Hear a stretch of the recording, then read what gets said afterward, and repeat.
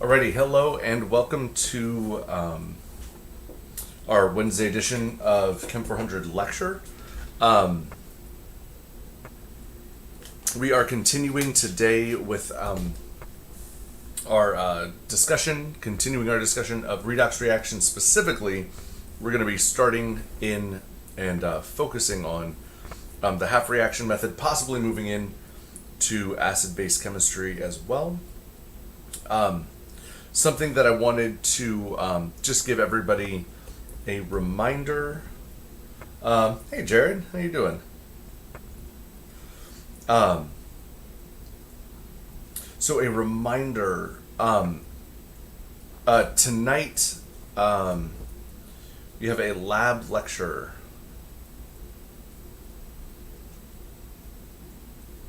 Lab lecture tonight. This is Chapter 5, which is the gas phase, part 1. All right, so I'm going to be lecturing for probably there's two of these to get through all of Chapter 5. Usually it goes for like about an hour, I would say. So part 1, excuse me, is dude, I'm doing not too shabby. It's the last day of September, which means tomorrow is the first day of October, which also means it's the first day of Inktober, which is a lot of fun, both to see what people are doing and to make some stuff myself. So, you know, it's not too bad for a Wednesday. But yeah, so tonight, Chapter 5, gas phase, gas laws, Part 1. I'll go for about an hour, and then on Monday I'll do the second half of Chapter 5. So Part 2 will be on Monday, and again, Chapter 5. Chapter 5. Whoops, will not appear on Exam 2. So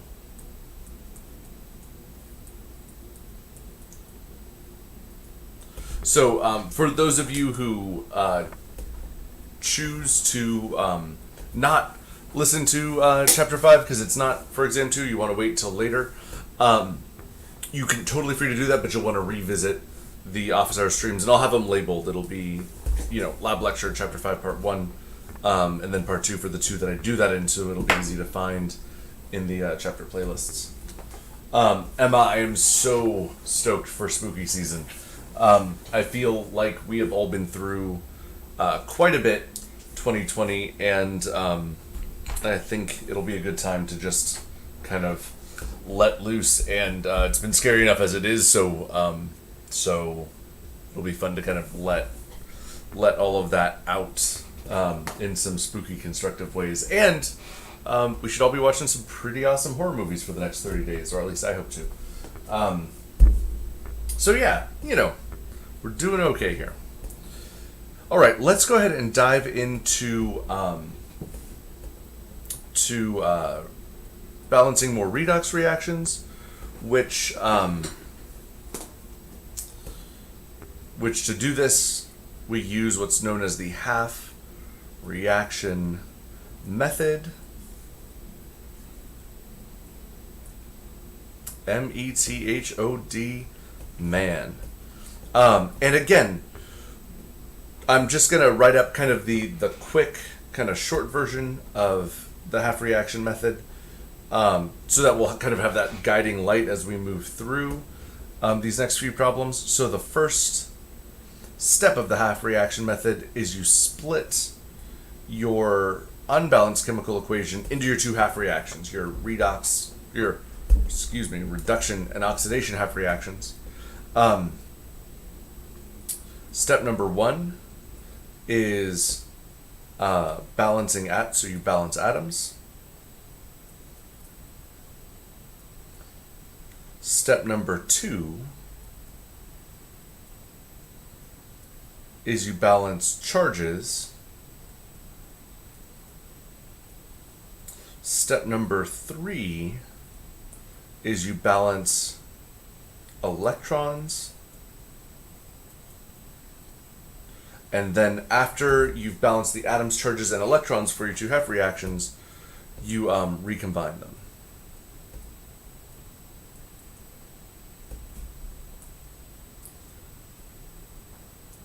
And that is the half reaction method. We did kind of an introductory example at the end of lecture on Monday, and I said that the example that I did is enough to to kind of get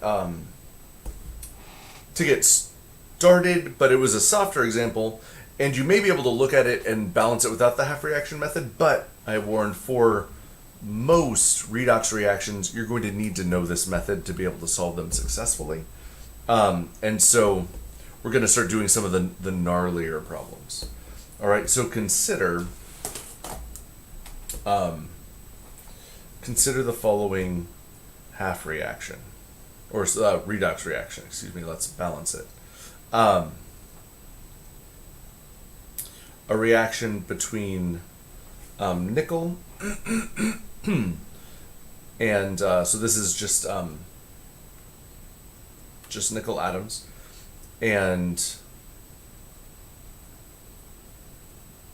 chlorate, which is a polyatomic ion.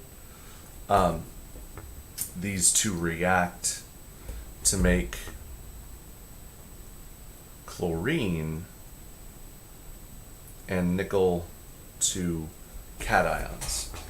All right, so the first step of our half reaction method is we need to split this into two half reactions. Now you may be, I've said before, like, oh, when you split them into half reactions, one half reaction will be the oxidation part and the other half will be the reduction part. And you may be wondering, do you need to figure out which is which before starting the problem? And the answer is no. It's enough to just go, okay, one of my half reactions has nickel in it, so that'll be one half reaction. The other half reaction has chlorine in it, and that'll be my other half reaction. So you can just eyeball these, look at them, and go, okay, I've got a nickel half reaction, which will be nickel atoms going to nickel to cations, and then my other half reaction will be chlorate anions becoming chlorine atoms, and that is enough. You can balance each half reaction separately and then bring them together at the end. Now, the example that I did at the close of lecture on Monday, I was able to balance both half reactions on the same slide. I will not have that luxury with this problem, so I'm going to start with the nickel one, and then we're going to do the chlorine one on another slide, and then we'll circle back around to recombine them. But with these harder problems, space becomes a little bit of a premium. Okay, so starting with nickel, first thing we got to balance, right, is we have to balance our atoms. That's step number one. And we have, for the nickel half reaction, one nickel on the reactant side, and we have one nickel on the product side. I don't know why I spelled atoms with an E. Definitely was not an English major back in the day. So atoms, one nickel on each side, we're balanced for the first half reaction. When it comes to balancing our charges, we said we can balance our charges by adding electrons. Now, our total charge on our reactant side is 0. Our total charge on our product side is positive 2. So we'll need to add electrons to our product side to balance our charges. Now on the product side, we have a positive 2 charge from our nickel, but we have 2 negative charges from our electrons, and now these two are equal. So now our charges are balanced. We've balanced atoms and charges for the nickel half reaction. All right, we need to do the same thing for the chlorine half reaction before we can combine these two. All right, and this is where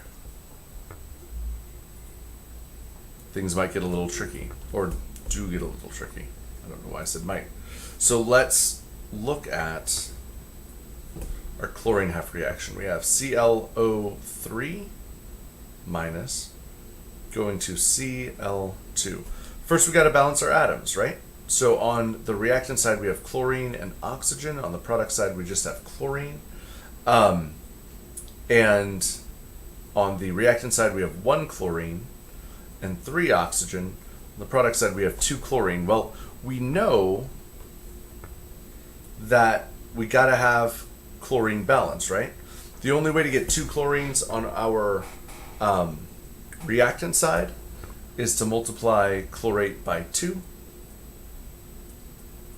So this will balance our chlorine count, but boost our oxygen count up to 6. Okay, Emma, should there be an oxygen on the product side, or at least say it was released? Okay, Emma, excellent observation. Spot on. We have a huge problem here, right?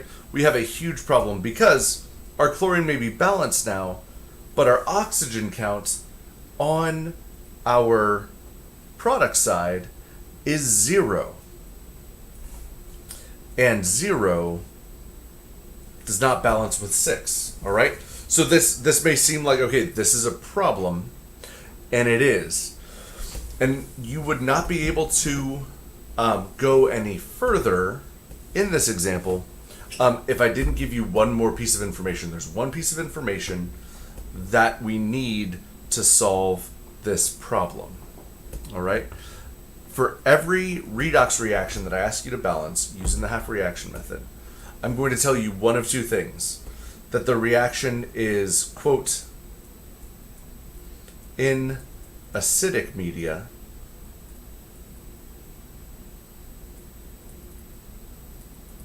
or the reaction will be in basic media.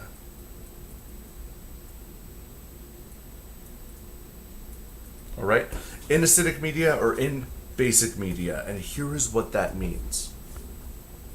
That means that the redox reaction is taking place in an aqueous solution, so that means there is water floating around everywhere for both of them. All right, and then in acidic media, there's also an acid, as we'll talk about in just a minute, is a proton donor, an H plus donor. So that means in addition to water, there's H plus floating around everywhere in solution. For basic media, there is hydroxide floating around everywhere in solution. So when you are in acidic media, you are allowed to add water, or, I should say not or, and or, H plus to the reactants or product side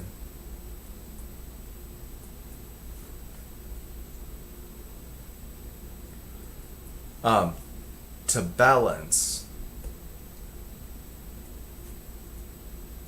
the atom count.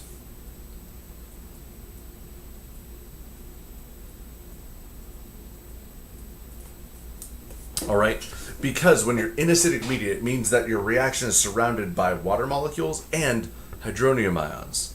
The same is true for basic media.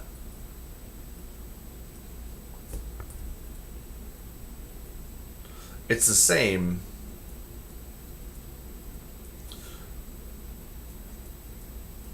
but you have water and hydroxide floating around. All right, so for this reaction that we're looking at specifically, this reaction occurs, let me just give myself a little more room to work.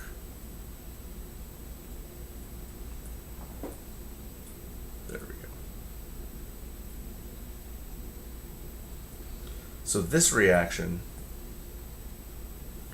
occurs in acidic media, which means we have as many water molecules and hydronium ions as we need to balance this equation. All right? Now here's how you use this information to balance it. Emma, just like you pointed out, we have 6 oxygens on one side and no oxygens on the other. You always use water, no matter, you could be in acidic media or basic media, use water to balance oxygen. All right? So we are going to add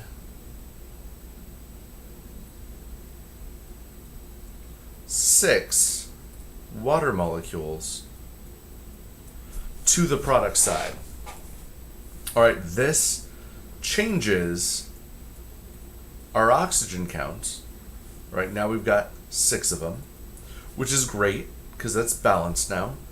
But now we also have hydrogen, and we have 12 hydrogens on our product side. So we just use water to balance our oxygen, but now hydrogen's out of whack. Right now we have 12 hydrogen on the product side and 0 on the reactant side.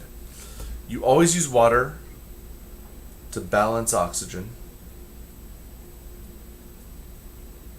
And this is not going to surprise you, you use H plus to balance H. All right? So if we need 12 hydrogens on our reactant side, we're going to add 12 hydronium ions, 12 H plus ions.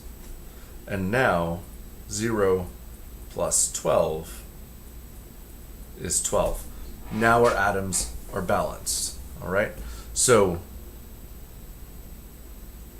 atoms are balanced as of right now for the chlorine half reaction. Once your atoms are balanced, it's time to balance our charges. All right, let's take a look.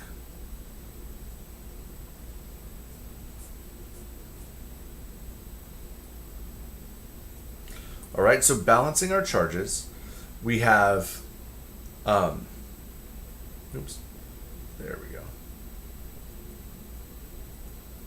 On our reactant side, we have 12 hydronium ions, so that's a charge of plus 12.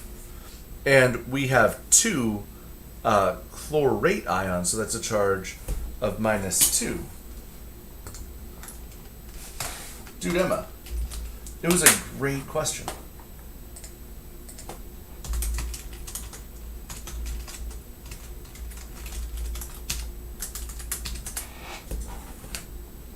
All right, so our total charge on our reactant side will be positive 10. And you'll notice our total charge on our product side, chlorine has a charge of 0, water has a charge of 0.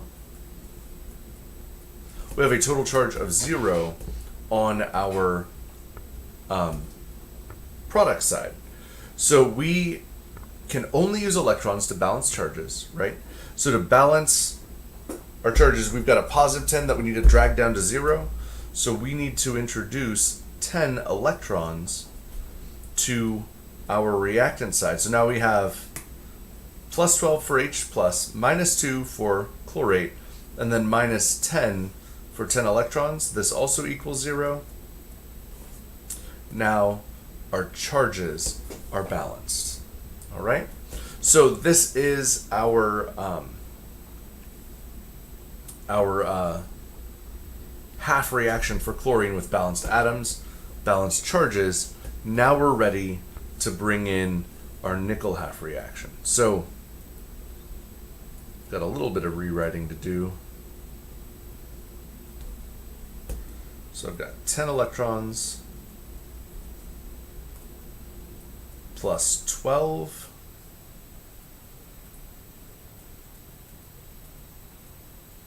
hydronium ions plus 2 chlorate ions producing chlorine and water. All right, that is my chlorine half reaction, my nickel half reaction. That's right. Is just nickel atom, one nickel atom going to a nickel 2 ion plus 2 electrons. All right, now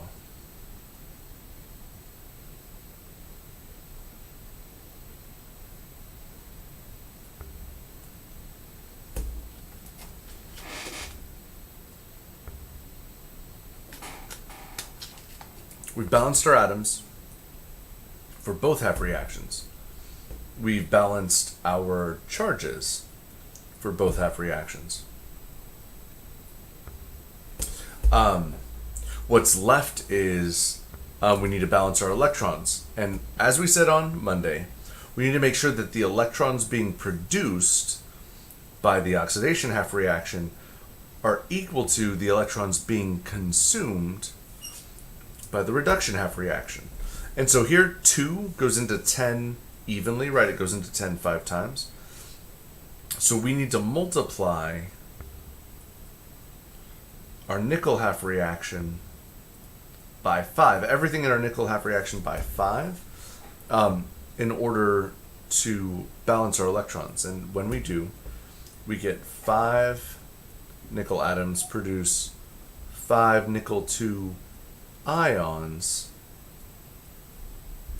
plus 10 electrons. And now we're ready to recombine, to add these two back together.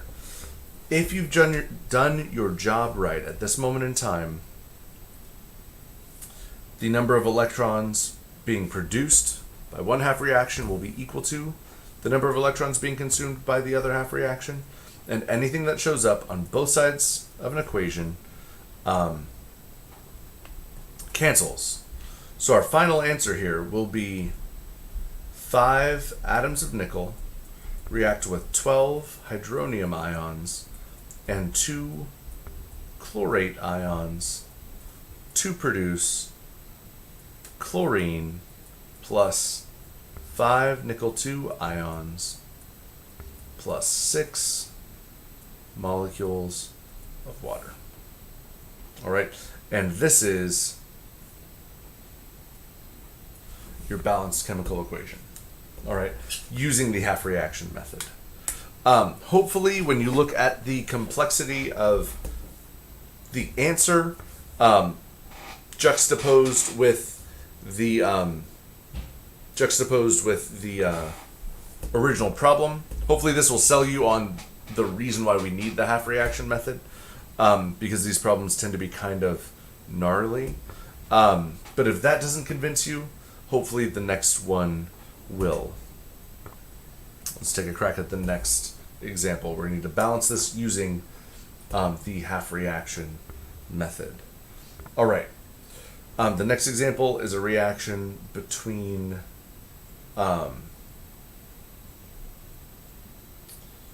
chromium 3 cations and sulfuric acid, and it produces chromate anions and H2S. All right.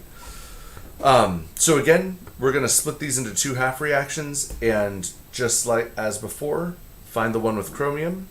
The one with chromium, it's going to be one half reaction. The one with sulfur is going to be the other half reaction, and this reaction occurs in acidic media. All right, so just like the last one, we have acidic media. Let's take the chromium half reaction first, and then we'll do the sulfur half reaction. So first, we have chromium 3 becoming chromate. And first step is we have to balance our atoms, right? So we've got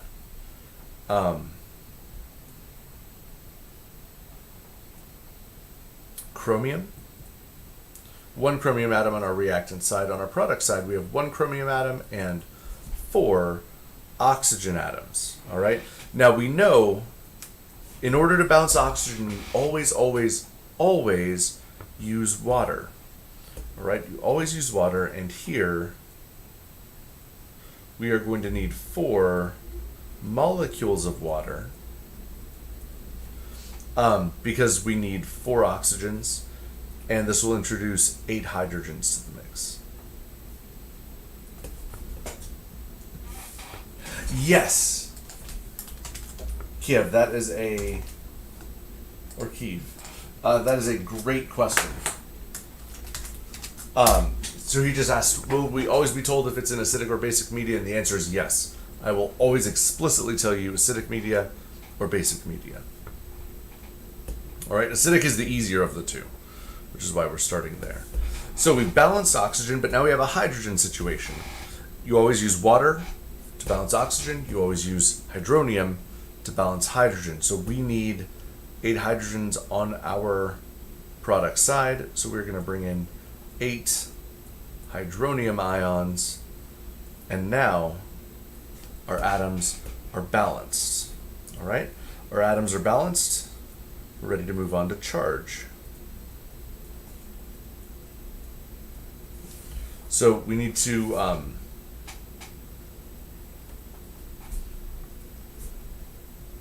balance the charges for both sides of this equation. On our reactant side, water has a charge of 0. Chromium has a charge of positive 3. All right, so total charge of positive 3 on the reactant side. On the product side, chromate has a charge of negative 2, but hydronium has a charge of positive 8. So all things told, we have a total charge of positive 5 on our product side. No, we don't. 8 minus 2 is 6, I believe, right? We have a charge of positive 6.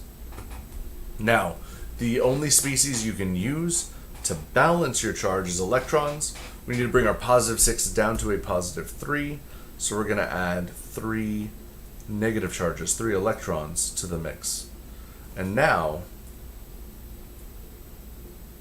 when we get negative 2 plus 8 minus 3, it comes out to positive 3 on both sides. And so this is our balanced half reaction for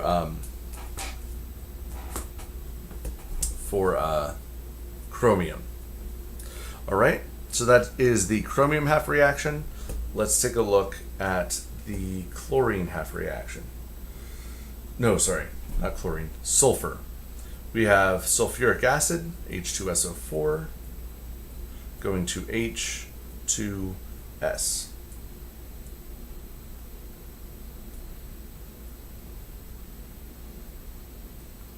All right, so first up, we got to look at our atoms. And on our reactant side, we have hydrogen, sulfur, and oxygen. On our product side, we just have hydrogen and sulfur. 2 hydrogen, 1 sulfur, 4 oxygen on our reactant side. 2 hydrogen and 1 sulfur on our product side. We got to balance oxygen, and we always use water to balance our oxygen count. So we need to add 4 molecules of water to the product side. Ah, Isabel, great question.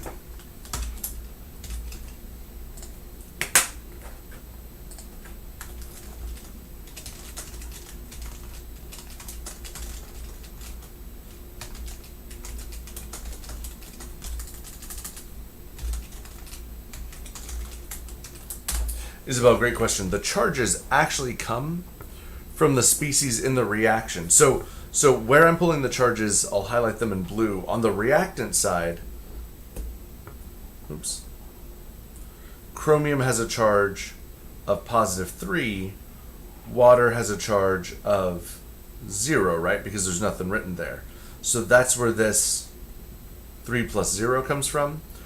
That's the reactant side. On the product side, we have negative 2 and then we have 8 positive 1, so that's the -2, +8, and then we have 3 -1, so that's where these 3 come from.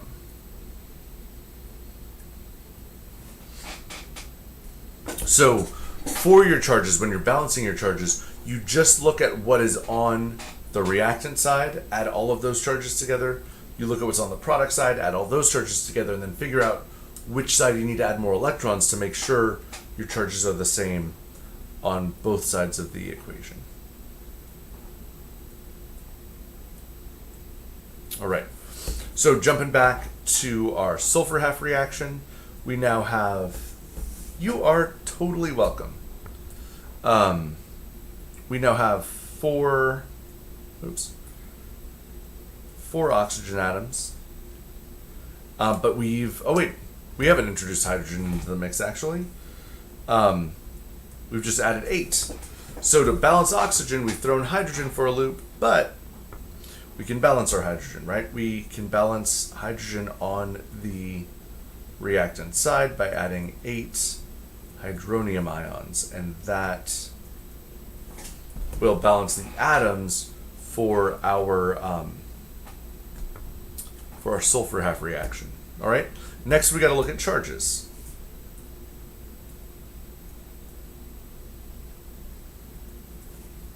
All right, and again, doing what we did last time, we have, whoops.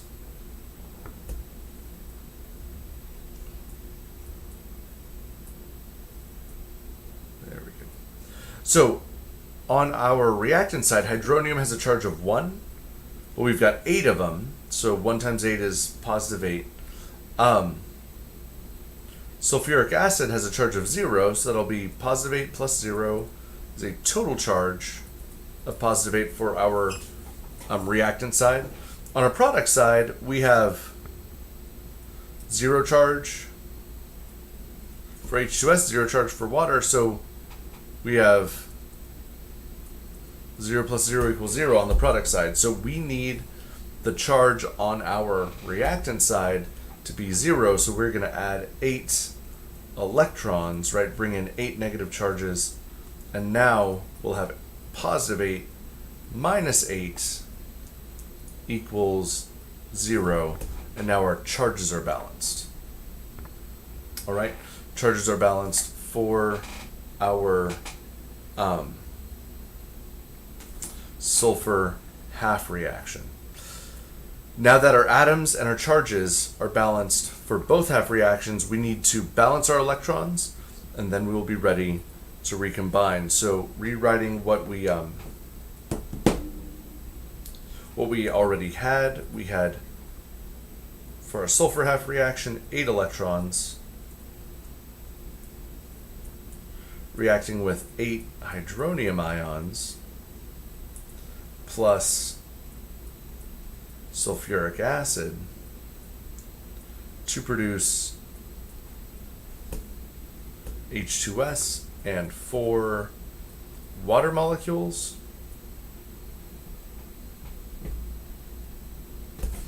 And then for our chromium half reaction, pulling it up just now, we have 4 water molecules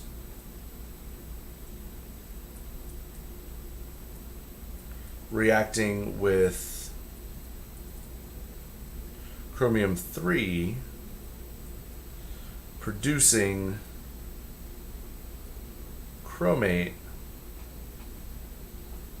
and hydronium and 3 electrons. All right. Now we need to make sure that the number of electrons produced by one half reaction are completely consumed by the other.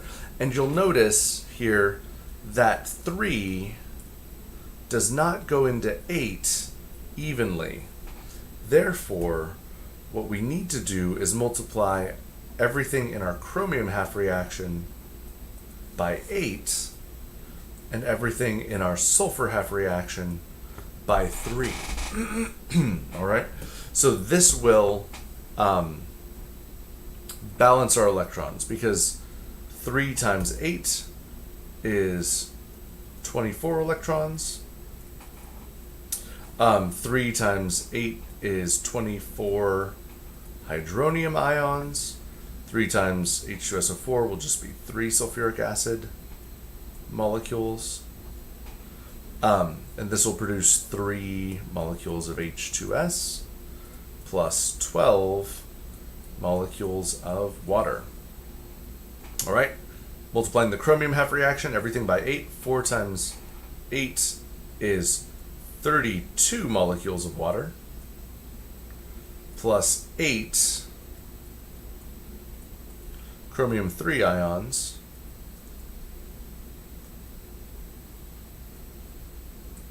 producing 8 chromate ions plus, okay, this is insane, 64 hydronium ions plus 24 electrons. We are ready to recombine. Right, to add these two together, to recombine. Now you'll notice that we've done our job right, and 24 electrons cancel 24 electrons, right? Which is awesome. But you'll notice that's not the only thing that cancels. You'll notice that we have hydronium ions on both sides of this equation, and we have water molecules on both sides of this equation. So these will cancel as well. These 12 water molecules will cancel with 12 here, leaving us with 20 molecules of water. And these 24 hydronium ions will cancel with 24 of these hydronium ions, leaving us with 40. All right, those are the only things that cancel, so everything else remains the same. 8 chromium 3s plus 3 sulfuric acids, producing 3 molecules of H2S plus 40 hydronium ions plus 8 chromate anions. All right, so this is the balanced chemical equation that we arrived at using the half reaction method. And this one was pretty gnarly, right? This one was pretty intense. And this is why we need the half reaction method, because looking at the equation that we were given at the beginning, it would be very, very hard to come up with this. So the half reaction method can be difficult, but it's the only way to balance certain reactions that are near unbalanceable without it. And you may be beginning to see why this tends to be one of the harder problems on exam 2. Students tend to struggle with this, and again, that's why I wanted to go over it before acid-base, so you get as much time with this concept, these concepts to practice as possible. All right, we're going to do one more example, and then we're going to shift gears to acid-base chemistry. But we need to do one example together using the half reaction method to balance in basic media. So let's take a look at the following example. All right, so bromide reacts with bromate to make bromine, Br2,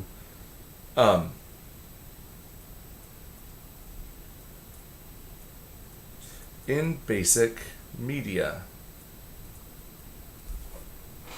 All right, use the half reaction method to balance. Now, this one sometimes throws students for a loop because students have a hard time breaking this up into into half reactions because they're like, well,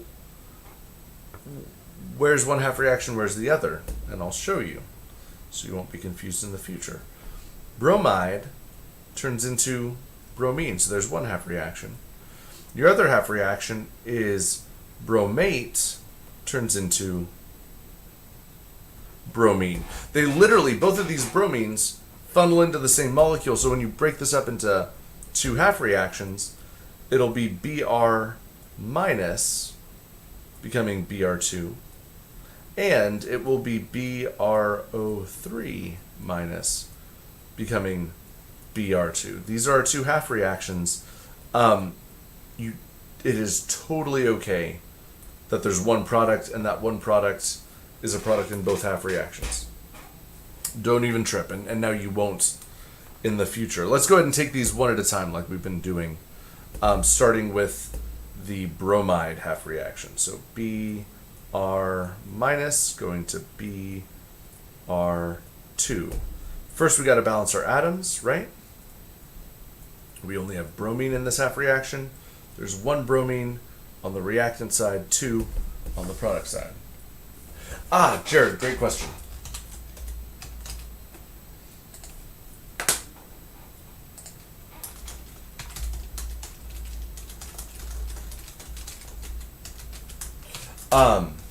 Yeah, totally. Jared, every one of these problems, I'll give you in the problem, this is acidic media or this is basic media. Because there's no way for you to know on your own. That's information I've got to provide. Yeah, totally. Okay, so balancing our atoms, right? We need two bromines on our reactant side, so we got to multiply Br minus by 2. Next, we have to balance our charges.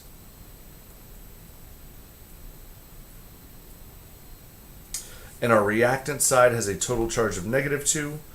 Our product side right now has a charge of 0, so we need to add 2 electrons to the product side. That way we have equal charges on both sides, -2, -2.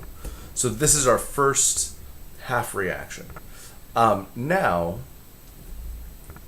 let's look at our second half reaction, the half reaction where bromate, the polyatomic ion, becomes bromine. All right. Now, here's the deal. Balancing in acidic media is so much easier than basic media that it's a pain. It's a pain to balance in basic media because acidic media is so much easier. So when you are balancing in basic media,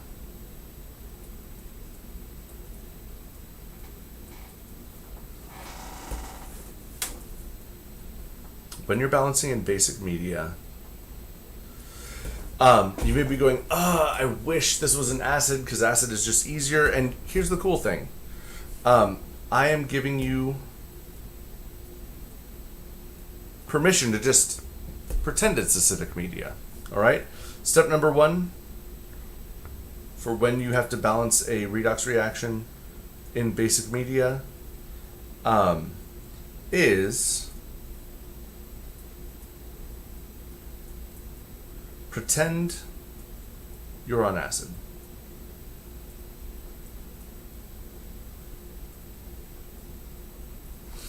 Just pretend you're on acid. Balance the equation with the atoms as if you were in acidic media, and once it's balanced, I'll show you how to do it, how to undo what you just did. All right, but for starters, just pretend that that you are in acidic media.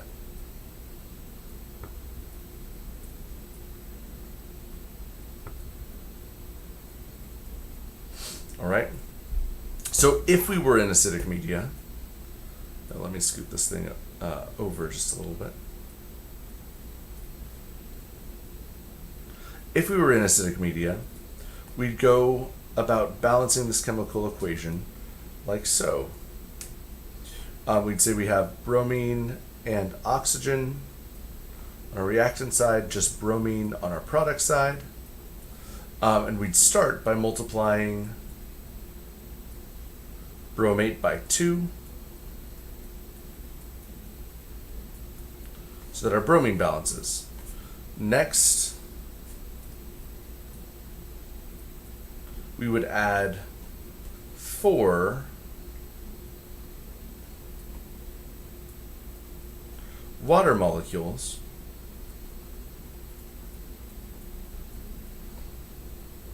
to balance our oxygen. And this would have the side effect of introducing hydrogen to the mix. However, if we were on acid, we'd know what to do. You just bring in 8 hydronium ions, and now you've balanced your atoms. All right, so we've balanced this equation as if we were in acidic media. There's a problem. We're not in acidic media. We're in basic media. There is no free hydronium floating around in this solution. There's only hydroxide. So after you pretend you're on acid, it's wonderful. But the second step, once you've balanced your atoms, is thing about doing acid is there's always a come down. There's always a come down. You have to literally undo what you did. All right? There is no hydronium in a basic solution, or technically there's a little bit, but the concentrations are so small it's never around to participate. However, there's a way to neutralize hydronium, and we'll talk about this when we get to acid-base chemistry. But hydronium, one hydronium ion will react with one hydroxide ion to produce a molecule of water. Oops!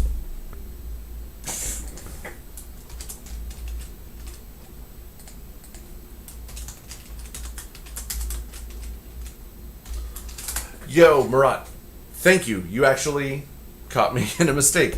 Murat astutely pointed out that I have to balance 6 oxygens, and I only put 4 there for some reason.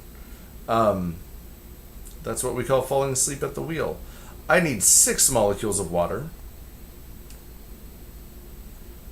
so that I can have 6 oxygens to balance. This gives me 12 hydrogens, which means that I need 12 hydronium ions.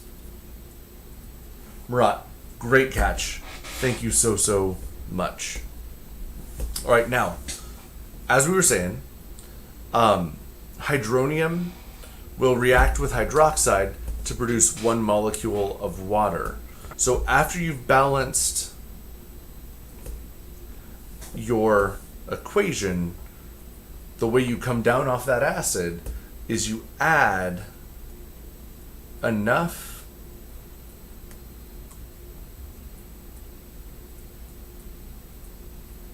hydroxide to both sides of your equation.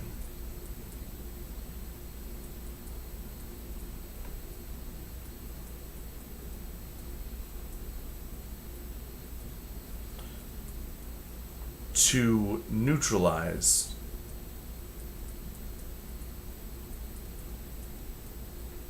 all hydronium. All right?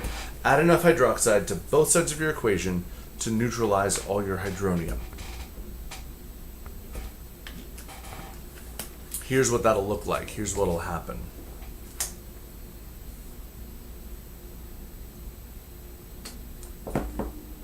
So, opening up a new slide. So if we look at what we have going on, we have 12 hydronium ions plus 2 bromates, producing bromine and 6 water molecules. The problem here is with our hydronium. So we're going to add 12 hydroxides to both sides. The reason why we're adding this to both sides is because if we don't add it to both sides, our atoms will no longer be balanced. All right? Your atoms won't be balanced. So if whatever you add to one, you got to add to the other. The reason why we're adding 12 of them is because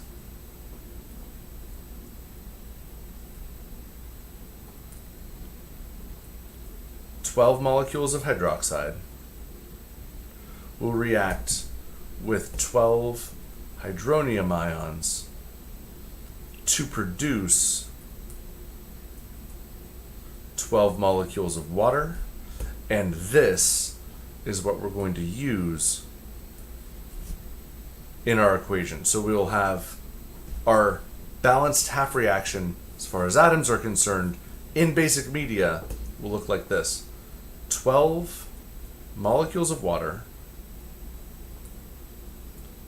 plus 2 bromate ions produce 1 molecule of bromine plus 6 molecules of water plus 12 hydroxide ions. Now you'll notice that you have water on both sides of the equation. You could cancel this now, or you could wait to the end when you're recombining to cancel stuff. It doesn't matter. It'll come out the same either time. I'm going to choose to cancel this now. So these 6 water molecules will cancel with 6 of these. So then my half reaction with balanced atoms will be 6 molecules of water plus 2 bromate ions produce 1 bromine molecule and 12 molecules of hydroxide. And that is a mouthful, tons of steps, and guess what? At this moment in time, we've actually only balanced our atoms. We still need to balance our charges. But now that we have our atoms balanced in basic media, we can look at the charges on both sides of our reaction and balance them. So we've got -2 on our reactant side. We have -12 on our product side, right? All coming from our hydroxides. So we need 10 more negative charges on our reactant side to have balanced charges overall. All right, so now that we have balanced the atoms and the charges of both half reactions, we are ready to balance our electrons. So starting with our bromate half reaction, we have 10 electrons plus 6 molecules of water plus 2 bromates, producing bromine plus 12 hydroxides. That's one half reaction. Our second half reaction was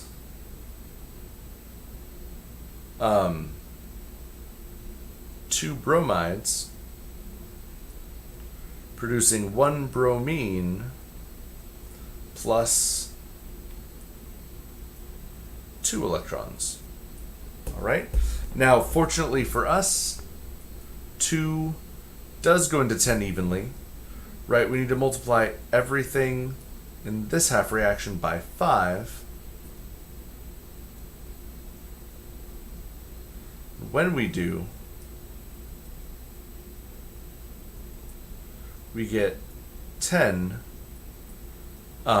bromides, produce 5 bromines, and 10 electrons. And now we're ready to combine our 2 half reactions. We have done our jobs correct. We've done right by our electrons. 10 cancels 10 electrons on each side.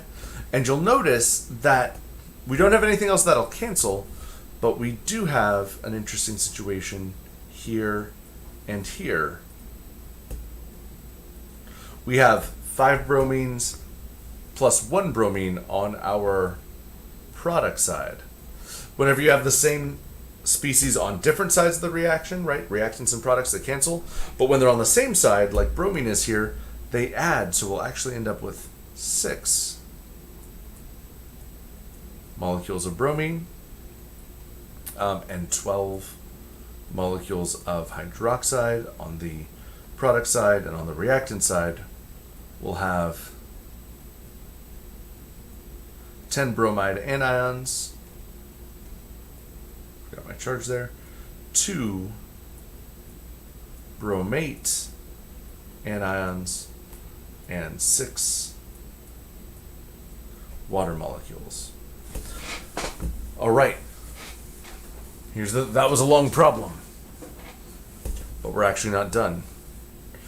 A balanced chemical equation, as we've talked about before, has the simplest integer whole number ratio between every reactant in the every reactant and product in the reaction, and you'll notice that every stoichiometric coefficient here is divisible by 2. So this is not actually the final balanced chemical equation. We first have to factor out that common factor. So our final answer will be 3 molecules of water plus 1 molecule of bromate plus 5 bromide ions produces 3 molecules of bromine and 6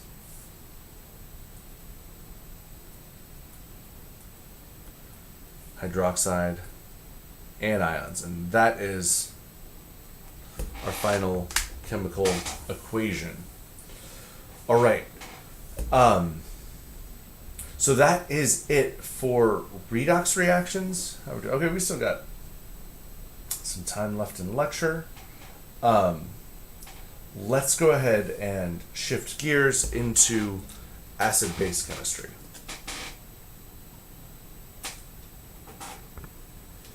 All right.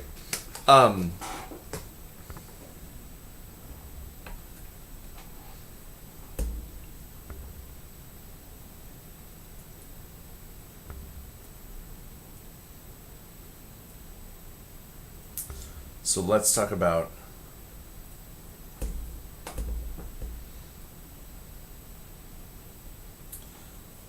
acids and bases.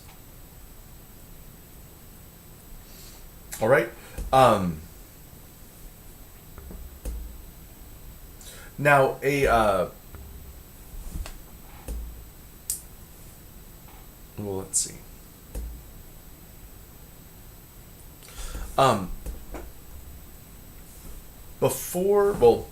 Let's go ahead and dive in here.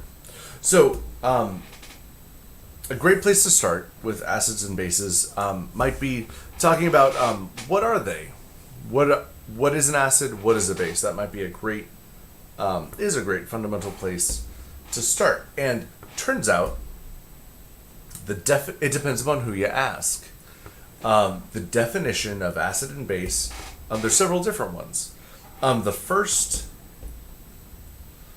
which comes from Svante Arrhenius, and I just have to include his first name because how many people do you know whose first name was Svante? I actually asked my wife when we knew we were having a boy. He's 2 now, but at the time, so this would be about 3 years ago, I was like, hey, what about Svante? And that name didn't fly. So I'm hoping that maybe if we had another kid, maybe if it's a girl, she'll be down for naming our kid Svante. Who knows? I don't have high hopes. But the Arrhenius definition Svant Arrhenius, for an acid and base is as follows. Acids form hydronium, H plus, or H3O plus is the full molecular formula for hydronium. We'll talk about what the difference between H plus and H mil. Oh my gosh, Emma.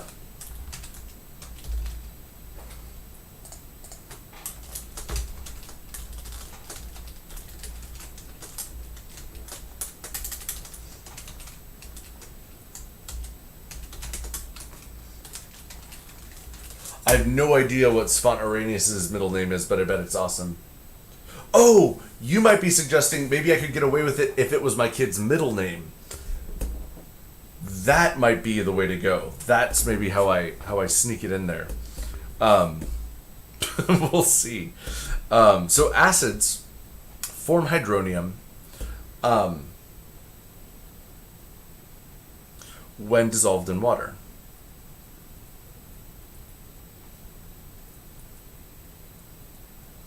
All right, that is the Arrhenius definition of an acid. That, you know what? I think that's the way to go. I need to play this smart, kind of go with a covert situation. Bases, according to our main man Svant, form hydroxide.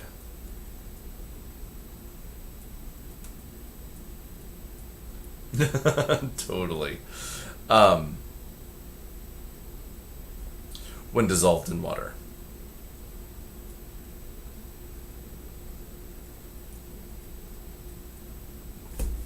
All right. So that is the Arrhenius definition for an acid and a base. So kind of the Arrhenius, the kind of quintessential Arrhenius acid reaction is you have some acid, which I'm just going to call HA, that in water, so this is our acid, and in water it's going to form hydronium ions, and there will be a leftover anion called oh my gosh!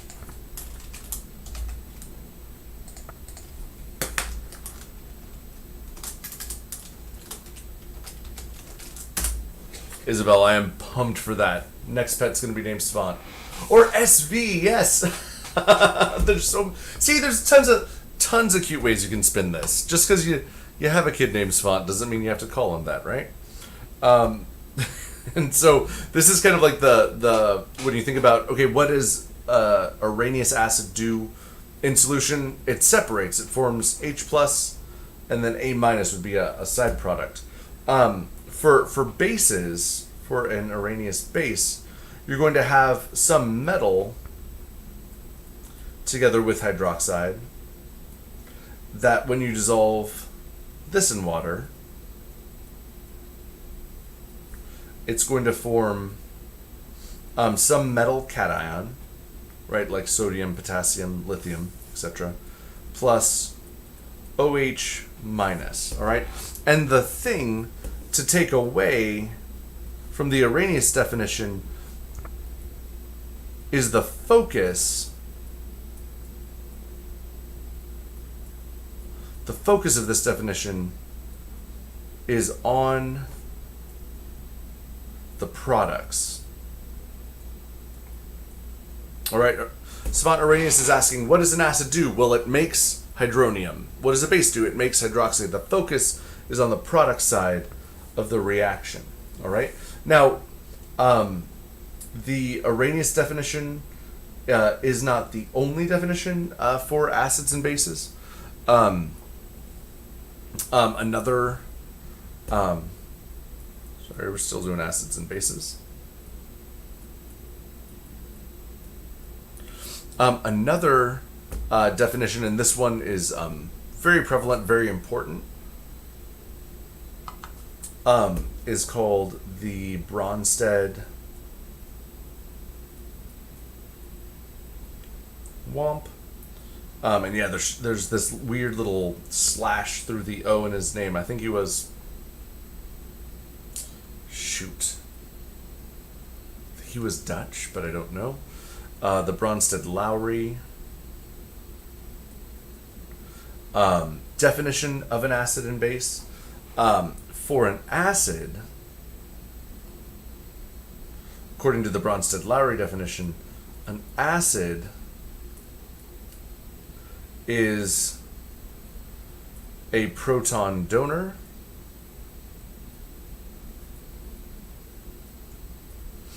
and a base is a proton acceptor.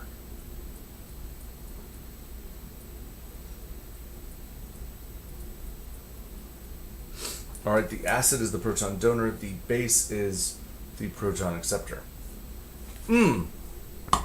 Danish. Emma, thank you so much.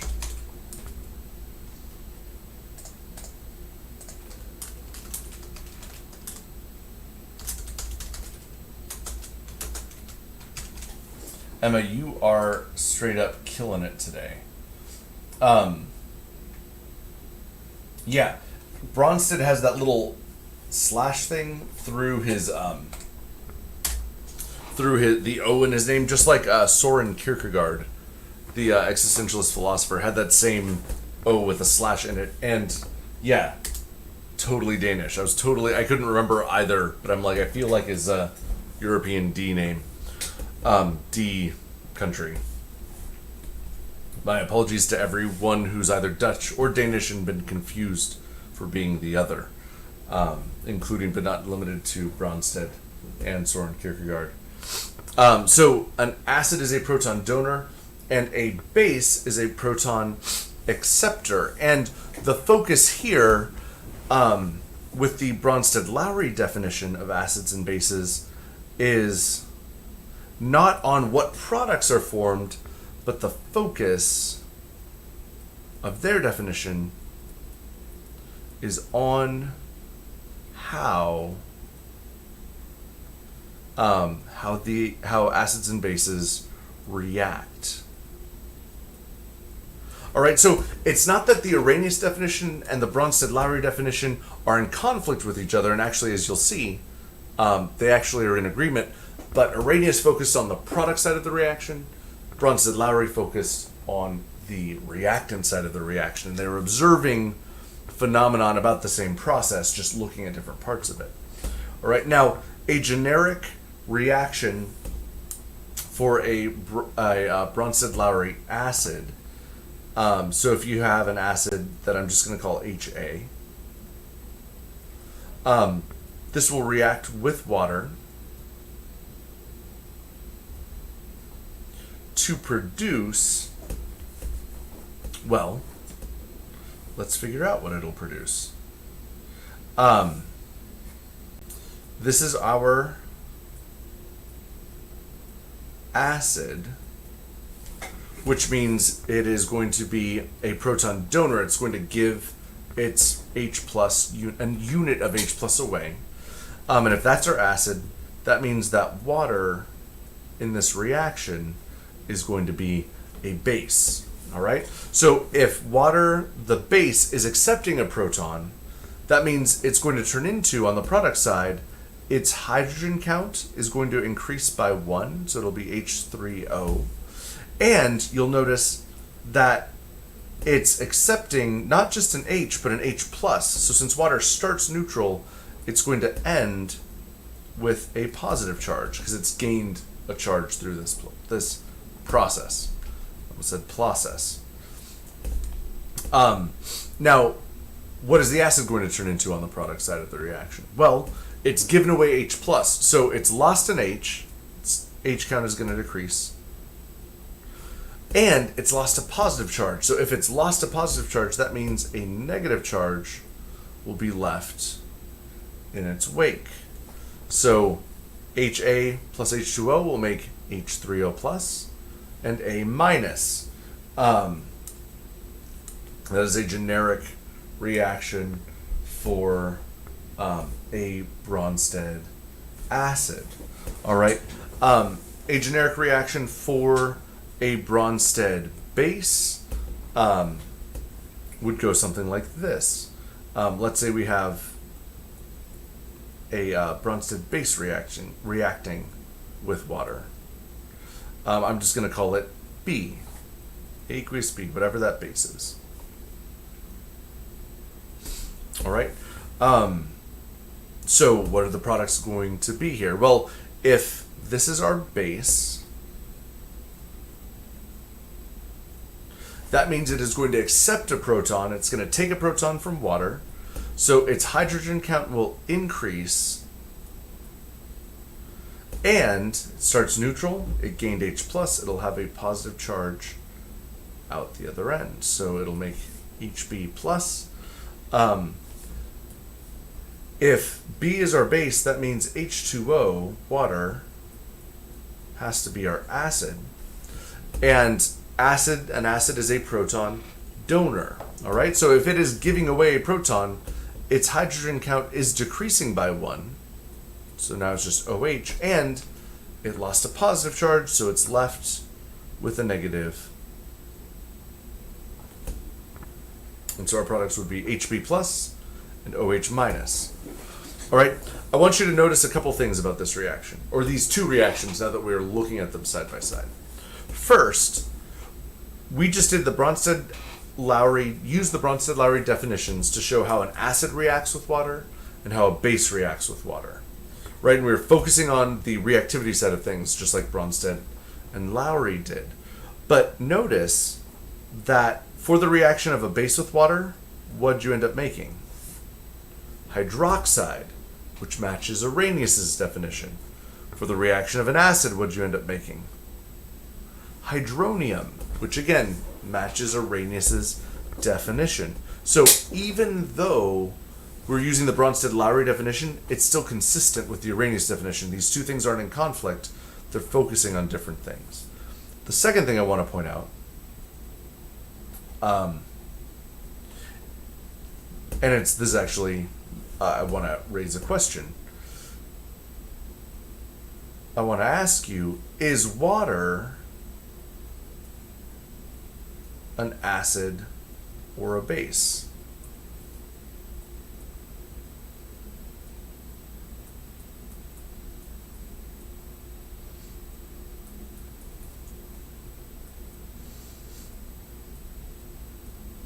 And the answer to that question, the first reaction, it's a base. Second reaction is it's an acid. The answer to the question, is water an acid or a base, is, well, it depends. All right? It depends. It depends upon the reaction. All right? It's the same question. Me asking you, is water an acid or a base, is the same question as I could look at you and I could say, am I a son or am I a father?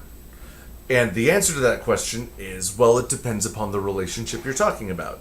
If you're talking about my relationship to my mother, I'm a son. If you're talking about my relationship to my kid, I'm a father. All right?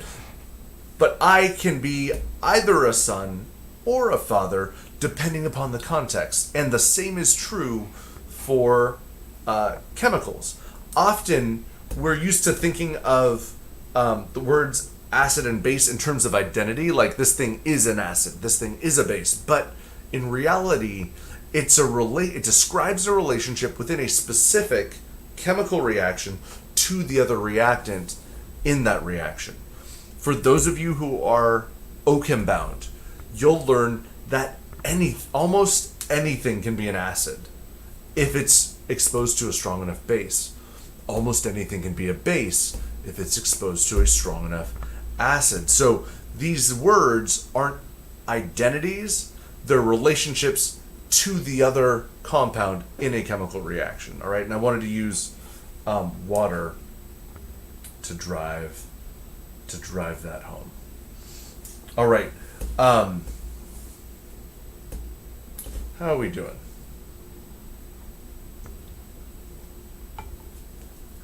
All right. For our last, 5 minutes. So we have a lot more to talk about when it comes to acid-base chemistry, acid-base reactivity. I wanted to talk to you a little bit about acid nomenclature. So, naming acids.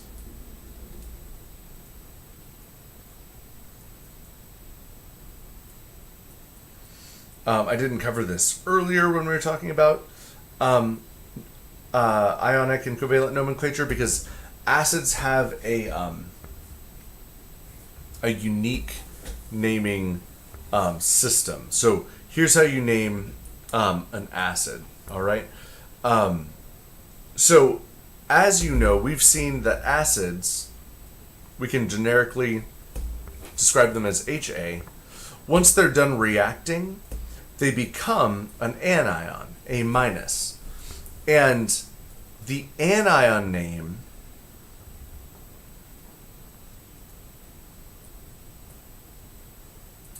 this determines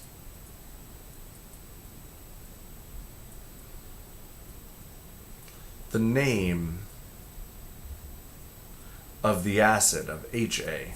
So in order to name the acid, you have to first look at it, determine the, sorry, I just bonked my microphone with my finger, determine the anion that it's based on, and the name of that anion will determine your acid name.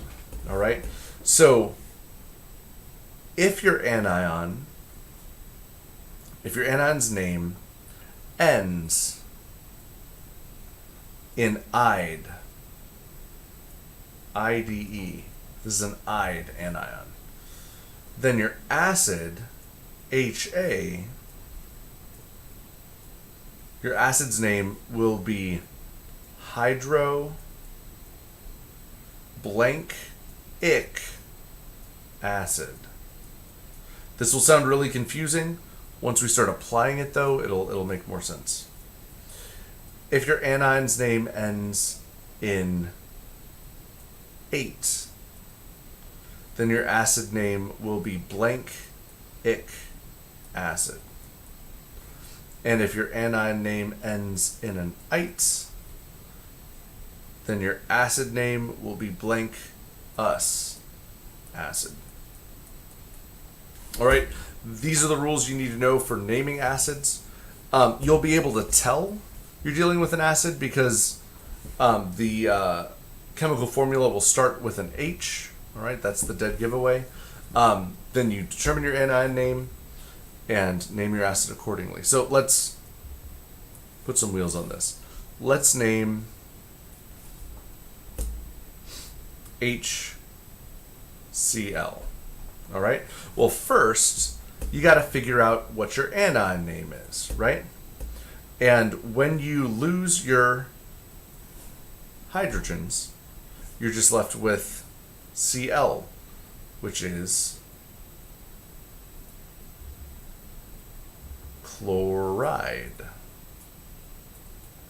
Here we end our thing with an IDE. That means our acid's name is going to be hydro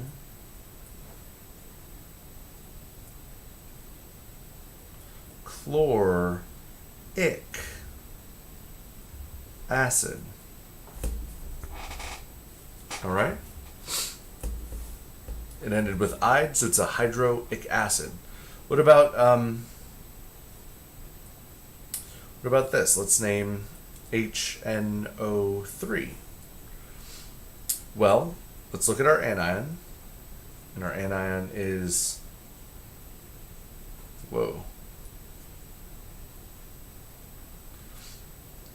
NO3 with a negative charge. All right, and this anion's name is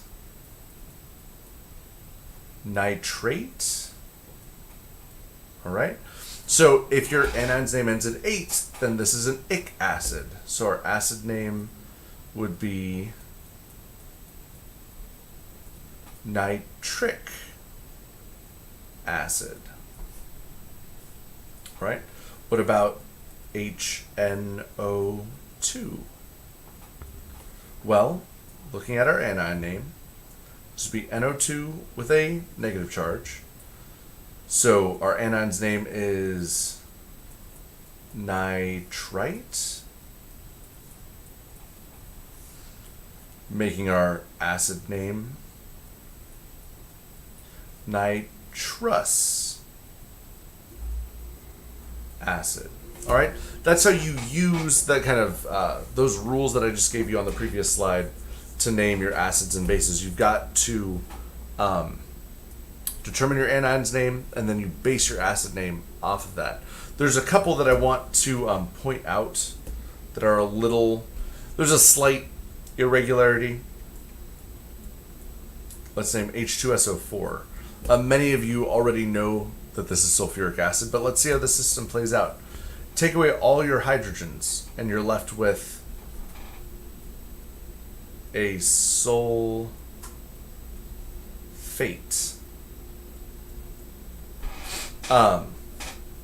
Anion. Now, if it ends in 8, it's an ic acid, right? But this isn't sulfic acid, it's sulfuric acid. They add that little extra syllable in there to make it a little easier to say. Same thing happens with H2SO3. This is based off of the anion sulfite. So we're dealing with an us acid. And the name of this guy is going to be sulfurous acid. The other compound this happens with is, whoa, what the heck happened there? Let's dial my pen size down to a reasonable level.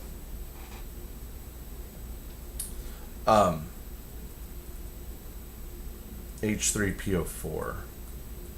So this is based off of the polyatomic ion phosphate. And just like with sulfuric acid being sulfuric, not sulfic, this acid is not phosphic acid, but phosphoric acid. So those are just a couple ones that are irregular to keep in mind. But you'll see these, all right? You'll run into problems where you have to name acids and bases. You'll run into them in word problems, and so I just wanted to make sure that you were equipped and ready. All right, we're going to go ahead and hit pause there. We'll come back Monday and talk about neutralization reactions and a couple other types of acid-base reactions, problem types, experiment types. And don't forget, tonight we're starting with a lab lecture where I'm going to be talking about the gas laws, and again, which again will not be on chapter 2. So if you don't turn in tonight to listen, take notes, you're definitely going to want to revisit, because chapter 5 will be a large component of exam 3. All right, thanks everybody for hanging out. I will catch some of you later tonight, and the rest of you on Monday. If I don't see you in the meantime or hear from you, have